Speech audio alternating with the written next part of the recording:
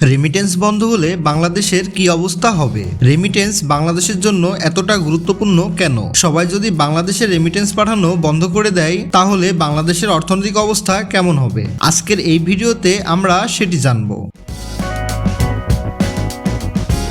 Remittance হলো বাংলাদেশের অর্থনীতিতে অন্যতম বড় একটি খুঁটি। দেশের বাণিজ্যিক ঘাটতি পূরণে রেমিটেন্স সবথেকে বেশি কাজ করে। তাছাড়া বাংলাদেশ ব্যাংকের রিজার্ভ বৃদ্ধিতে সবথেকে বেশি কাজ করে রেমিটেন্স। সরকারের বৈদেশিক ঋণ পরিশোধেও সবথেকে বড় অস্ত্র হচ্ছে এই রেমিটেন্স। প্রতি মাসে বিদেশের বিভিন্ন দেশে ছড়িয়ে থাকা প্রায় 1,50,00,000 বাঙালি দেশে রেমিটেন্স পাঠিয়ে থাকেন।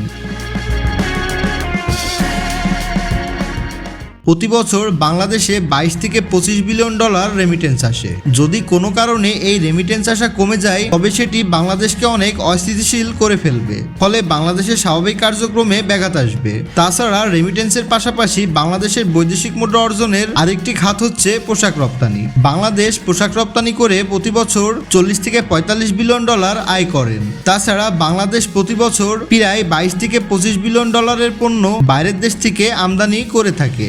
2021 থেকে 22 সালে এর পরিমাণ ছিল 89 বিলিয়ন ডলার। এই জন্য বাংলাদেশের বাণিজ্যিক ঘাটতি পূরণ করে স্বাভাবিক করে দেয় রেমিটেন্স।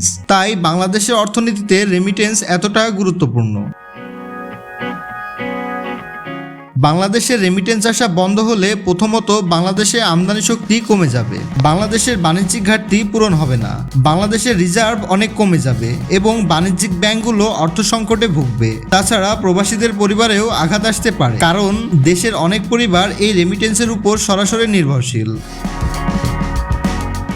তবে রেমিটেন্স পাঠানো বন্ধ হলে দেশকে বড় ধাক্কা দেওয়া সম্ভব, তবে দেশের অর্থনীতি একেবারে থামানো সম্ভব নয়, কারণ দেশের পোশাক শিল্প ও অভ্যন্তরীণ কাজগুলো চলছে। তবে রেমিটেন্স বাংলাদেশের অর্থনীতির প্রধান দুটি খুঁটির মধ্যে একটি। রেমিটেন্স পাঠানো বন্ধ করে দেওয়া মানে দেশ কোনো রকম অস্থিতিশীলভাবে টিকে থাকবে। আপনি যদি প্রবাসী থাকেন বা আপনার পরিচিত কেউ প্রবাসী থাকলে কমেন্টে জানান এবং ভিডিওটি ভালো লাগলে আপনার প্রবাসী বন্ধুকে শেয়ার করে দিন।